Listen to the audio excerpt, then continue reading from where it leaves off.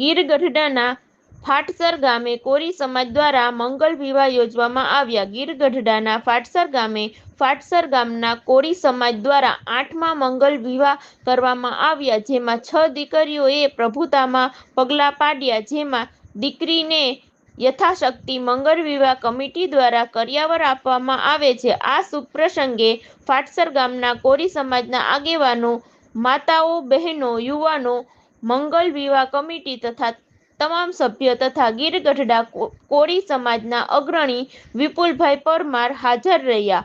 મંગલ વિવાહ પાછળનો અમારો એક જ હેતુ છે કે ગરીબ ઘરની દીકરીના પિતા પરનો ભાર ઓછો કરવો અને સમાજમાં આ એકતા રહે એવી આશાથી અમે આ કાર્યક્રમ શાંતિપૂર્વક પૂર્ણ કર્યું। રિપોર્ટર જેઠવા જોરુભાઈ, ગીર ગઢડા। નમસ્કાર, હું છું જેઠવા જોરુભાઈ। આપ નિહાળી રહ્યા છો માહિર કલમ ન્યૂઝ।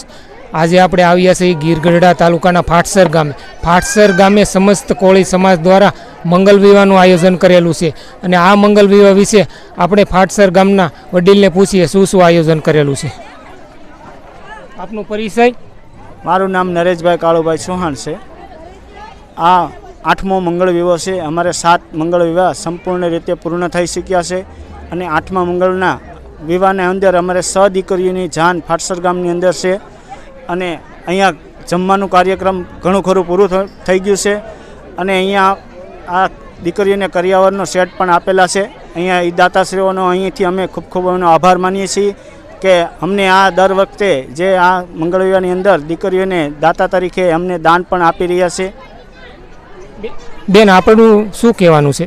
મારું નામ સોનલ દમણિયા છે। ફાટસર ગામની અંદર અમે 7 મંગળ વિવાહ પૂર્ણ કરીને 8મા મંગળ વિવાહની અંદર પ્રવેશ કરી રહ્યા છીએ। આ 8મા વિવાહમાં પણ અમારું કામ છે સંપૂર્ણ રીતે પૂર્ણ થવા આવ્યું છે। મંગળ વિવાહ અમે એ માટે કરીએ છીએ કે એક ગરીબ બાપની દીકરી સુખી અને સંસારી જીવન જીવવા માટે ઓછા ખર્ચે પોતાના લગ્ન કરીને પોતાને સાસરે જાય, એ માટે અમે આ મંગળ વિવાહનું આયોજન કર્યું છે। અમે એવો કંઈક સમાચાર આપવા માંગીએ છીએ કે બધા જ ગામે આવી પ્રથા હોવી જોઈએ, જેથી જ્ઞાતિની અંદર એક પ્રકારનું એકતા રહે અને પોતાનું કામ છે સમર્થપણે પૂર્ણ કરે અને પિતાના ખંભા ઉપર એટલું બધું પ્રેશર ન આવે અને દીકરી સાસરે જાય ત્યારે સુખી પોતાની રીતે અને પોતાની મનોકામનાઓ પૂર્ણ કરે એવી અમારી આશા છે। અમે આ મંગળ વિવાહની સાથે સાથે પોતાના જ્ઞાતિના દાતાઓ પોતાની યથાશક્તિ મુજબ દીકરીને જે આપવું હોય તે આપે છે। અમે એવું ઈચ્છીએ છીએ, એવો સંદેશ આપવા માંગીએ છીએ કે જ્ઞાતિની એકતા અને દીકરીની ખુશી માટે આ કાર્યક્રમ બધા જ ગામમાં થાય।